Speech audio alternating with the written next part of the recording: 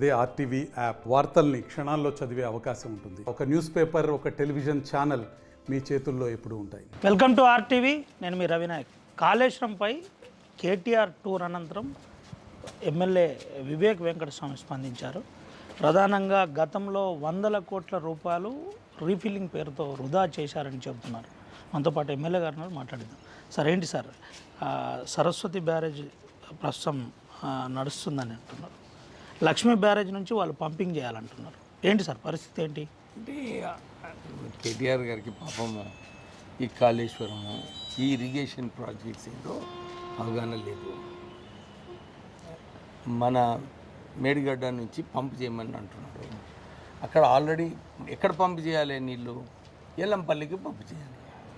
మేడిగడ్డ నుంచి ఎల్లంపల్లికి పంప్ చేసినప్పుడు దాని కెపాసిటీ కేవలం 20 TMC ఉంది. ఆల్రెడీ 17 TMC నీళ్ళు ఉన్నాయి దాంట్లో. ఎవ్రీ డే ఈ వర్షాలు ఏదైతే పడుతున్నాయో 12,000 నుంచి 20,000 క్యూసెక్స్ వరకు నీళ్ళు పైనుంచి గ్రావిటీ నుంచి తుమ్మిడిగట్ట నుంచి వస్తుంది. మీ అందరు తెలుసు. అప్పుడు కాకా వెంకటస్వామి గారు ఈ ప్రాణహిత చేవల ప్రాజెక్ట్ కూడా తుమ్మిడిగట్ట నుంచి గ్రావిటీ ద్వారా ఆ ప్రాజెక్ట్ డిజైన్ కావడం జరిగింది. అయితే ఇప్పుడు రోజు 1 నుంచి 2 TMC నీళ్ళు పైనుంచి వచ్చినప్పుడు కిందికి వెళ్ళి పంప్ చేస్తే ఏమవుతుంది? అన్ని నీళ్ళు వృధా అవ్వాల్సి వస్తుంది. దాని కెపాసిటీ లేదు. వారికి అవగాహన లేక పంప్ చేయాలి అని అంటున్నాడు. ఆయనకు ఒకటే ఉంది. 1,25,000 కోట్ల రూపాయలు ఖర్చు పెట్టిన కాళేశ్వరం ప్రాజెక్టులో మస్తు కమిషన్లు మింగిండ్రు. కాంట్రాక్టర్ ఏమో ప్రపంచంలో ధనికుడు అయిపోయిండు. వీళ్ళు కూడా మస్తు కమిషన్లు కొట్టి వీళ్ళకు జీర్ణించుకోలేక ఇష్టం వచ్చినట్టు మాట్లాడుతున్నారు. నేను ఒకటే ప్రశ్న వేస్తున్నాను. ఈ కాళేశ్వరం ప్రాజెక్టు వలన ఏదైతే ప్రజలందరూ నష్టపోయినారో 1,25,000 కోట్లు పోయినాయి. ఇప్పుడు పిల్లర్లన్నీ కూడా కురిగిపోతున్నాయి. ఇప్పుడు గేట్లు పెడితే ఆల్రెడీ NSDA రిపోర్ట్ ఉన్నది. దీంట్లో గేట్లు పెట్టొద్దు, మళ్ళీ నీళ్ళు నిలకడ వస్తే మళ్ళా ప్రాజెక్టే కూలిపోతుందని చెప్పి NDSA వాళ్ళు టెక్నికల్ రిపోర్ట్ ఇచ్చిండ్రు. ఇప్పుడు కేటీఆర్ అది నమ్మడు.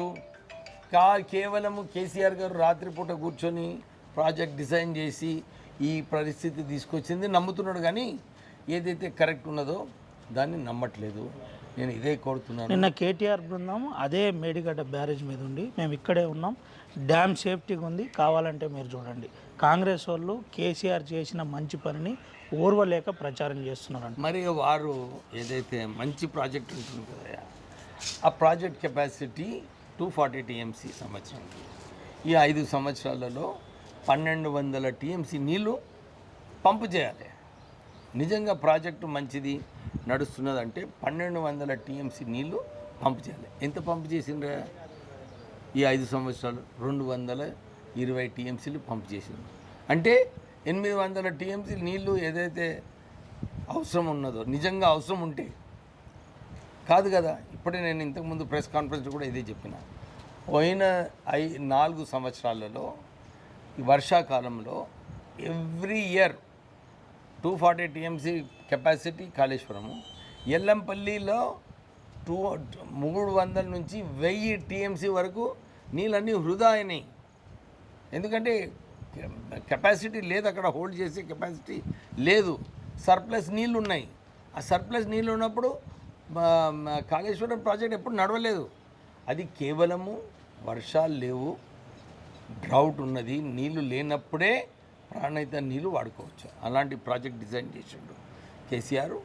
ఈ 36,000 కోట్లు అయిపోయే ప్రాజెక్ట్ ప్రాణహిత చేయాలని కావాలని కమిషన్లు దోచుకొనికే కాంట్రాక్టర్లతో కుమ్మెక్కి మెగా ఇంజనీరింగ్, మెగా కృష్ణారెడ్డి వీళ్ళందరూ కూడా కుమ్మెక్కి ప్రజల పైసలు దోచుకొనికే ఈ ప్రాజెక్ట్ కట్టి వాళ్ళు ఈరోజు డిఫెండ్. ఇంకో విషయం చెప్పండి సార్, LMD కావచ్చు, అటు కొండపోచమ్మ సాగర్ కావచ్చు, దీంట్లో వాటర్ లేవు. ఎండాకాలం వాటర్ ఇవ్వాలంటే ఇబ్బంది అవుతుంది. వెంటనే ఫిల్లింగ్ చేయాలని చెబుతున్న పరిస్థితి.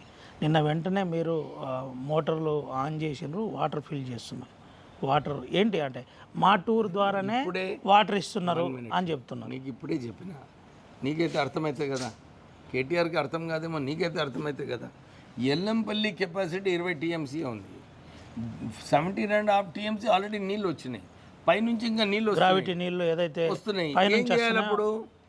ఏం చేయాలి?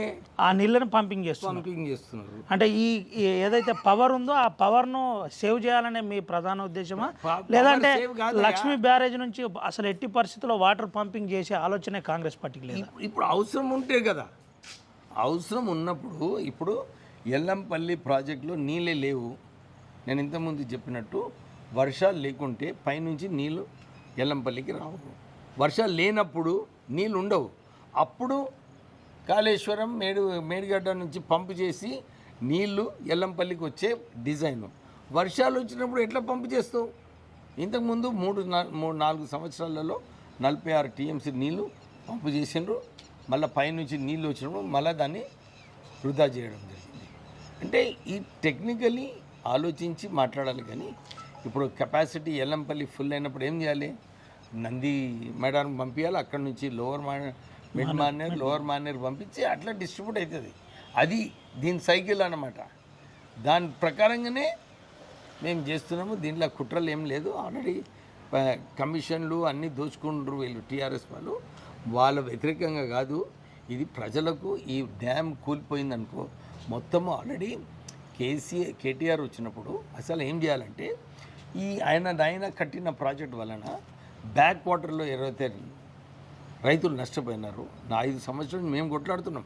ఆ బ్యాక్ వాటర్ రైతులకు ఆదుకోవాలి, వాళ్ళ నష్టపరిహారం ఇవ్వాలి.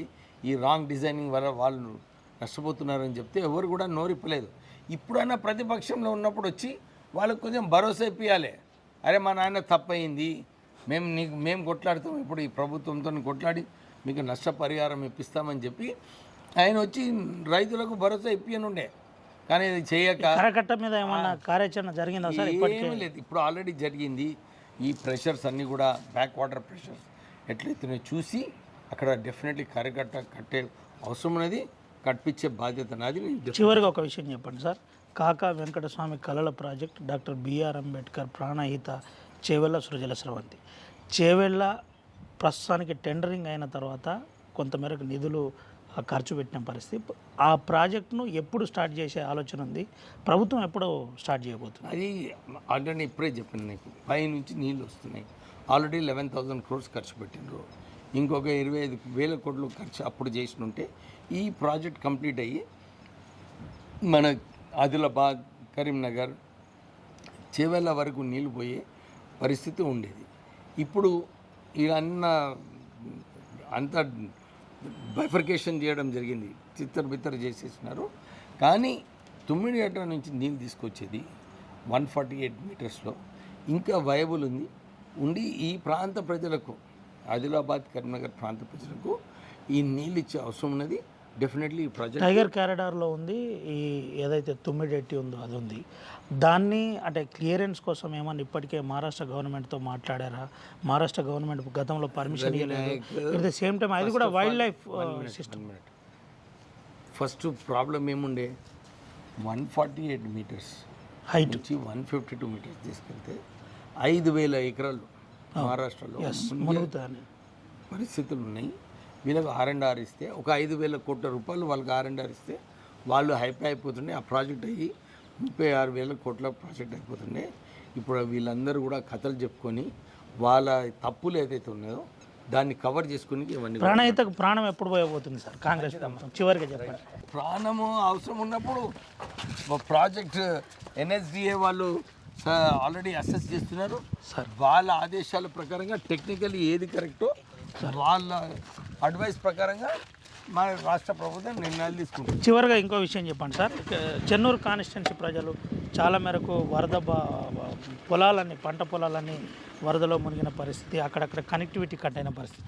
వారి కోసం ఎటువంటి చర్యలు చేపట్టబోతున్నారు? ఒక ఎమ్మెల్యేగా మీరు కూడా వెంటనే విజిట్ చేస్తున్నారు, ప్రాణహిత చుట్టూ తిరిగినారు, అదేవిధంగా తెగిపోయిన వాగులు, వంకల దగ్గరికి పోయినారు. ఎట్లుండబోతుంది ఈ సమస్య? ఎప్పటి వరకు చెన్నూరు నియోజకవర్గంలో చాలా ఫారెస్ట్ ఏరియాస్ ఉన్నాయి. నేను ఇప్పుడే కాదు, ఎమ్మెల్యే అయిన తర్వాత ఈ అసెస్ చేసి ఈ ఫారెస్ట్ వాళ్ళతో పర్మిషన్ తీసుకొని ఎక్కడైతే అవసరాలు ఉన్నాయో రోడ్ కనెక్టివిటీ ఇవన్నీ చేద్దామని చెప్పి నాకు చాలా ఉత్సాహం ఉండే. అయితే నేను అన్ని చోట్ల నుంచి రిక్వైర్మెంట్స్ అన్నీ కూడా తెప్పించుకోవడం జరిగింది.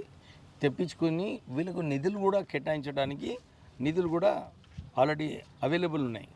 కానీ ఈ కేంద్ర చట్టం ఏదైతే ఫారెస్ట్ యాక్ట్ ప్రకారంగా వీళ్ళు ఒక కొత్త తమాషా స్టార్ట్ చేసినారు. ఎవరైతే పాతకాలంలో ఆ ఊరికి రోడ్ వేసినారో, ఎవరికి వేసినారు? ఊరు ప్రజలకు రోడ్ వేసినారు. వాళ్ళని అరెస్ట్ చేయాలి, వాళ్ళని అరెస్ట్ చేస్తేనే కొత్త పర్మిషన్ ఇస్తామని చెప్పి ఏదో సెక్షన్ 30 ప్రకారంగా వాళ్ళందరికీ నోటీస్ ఇస్తున్నారు. బీజేపీ నాయకులందరూ కూడా ప్రెస్ కాన్ఫరెన్స్ చేసే బదులు పోయి ఢిల్లీలో కూర్చొని, అరే మా ప్రాంత ప్రజలకు నష్టం అవుతుంది, మీరు ఇది రూల్ వేవ్ చేయండి, ఈ పాత ఏదైతే ఉన్నాయో కొత్తవన్నీ కూడా మీరు సరిగా అసెస్ చేసుకొని చేయండి, మేము కూడా ఫారెస్ట్ సేవ్ చేయాలని మాకు కూడా చాలా ఉత్సాహం ఉంది, మీరు పోయి అక్కడ కూర్చొని ఈ క్లియరెన్సెస్ అన్నీ కూడా ఢిల్లీలో చేస్తే అది 1 ఇయర్లోనే అన్ని గ్రామాలకు కనెక్టివిటీ చేసి వాళ్ళకి ఇబ్బంది లేకుండా చేసే బాధ్యత నాది. పంట పొలాలు నష్టపోయినవి కూడా నేను మొన్న కలెక్టర్తో మాట్లాడినాను. అసెస్ చేస్తున్నారు. అసెస్ చేసిన తర్వాత వాళ్ళు అగ్రికల్చరల్ డిపార్ట్మెంట్కి నోట్ పంపిస్తారు. నేను కూడా ఫాలోఅప్ చేసి వారికి నష్టపరిహారం పంపిస్తాను. Right sir, thank you so much sir. ఇది పరిస్థితి. ప్రధానంగా వివేక్ వెంకటస్వామి ఇప్పటికే ముప్పు ప్రాంతాల్లో పర్యటించానని చెబుతున్నారు. దాంతోపాటు అగ్రికల్చర్ ఆఫీసర్లతో ఒక నివేదిక కోసం వెయిట్ చేస్తున్నాం, పూర్తి సమాచారం కోసం మేము ఎదురు చూస్తున్నామని చెబుతున్న పరిస్థితి కనబడుతుంది. దీంతోపాటు ప్రాణహిత చేవెళ్ళ సృజల స్రవంతి గురించి ఇప్పటికే చర్చ జరుగుతుంది. వీలైన తొందరలో ఆ ప్రాజెక్టు పని కూడా మొదలు కాబోతుంది. అది మధ్యలో ఆగుంది. కొంతమేరకు ముప్పు ప్రాంతాలకు అప్పుడు డబ్బులు ఇవ్వవలసి ఉండే, అది కానందుకే ఆగిందని చెబుతున్న పరిస్థితి. కేటీఆర్ టూర్లో వాస్తవం లేదు, కేటీఆర్కు అవగాహన లేకపోవడం వల్లనే ఇలా మాట్లాడుతున్నారని వివేక్ వెంకటస్వామి చెప్పడం జరిగింది. తన తండ్రి చేసిన తప్పు ఈ విధంగా ఉంది, దాన్ని సరి చేసుకుంటే బాగుంటుంది, తన తండ్రి చేసిన తప్పిదం వల్లనే, కాళేశ్వరం కట్టిన తప్పిదం వల్లనే ఈ విధంగా జరిగిందని వివేక్ వెంకటస్వామి ఆర్టీవీతో ఎక్స్క్లూజివ్గా మాట్లాడిన పరిస్థితి కనబడుతుంది. కెమెరా సుమన్తో రవినాయక్, ఆర్టీవీ, ఆదిలాబాద్ నుండి. మరిన్ని వీడియోస్ కోసం ఛానల్ ని సబ్స్క్రైబ్ చేయండి, లేటెస్ట్ అప్డేట్స్ కోసం వాట్సాప్ ఛానల్ ని ఫాలో చేయండి అండ్ లింక్ డిస్క్రిప్షన్ లో ఉంది.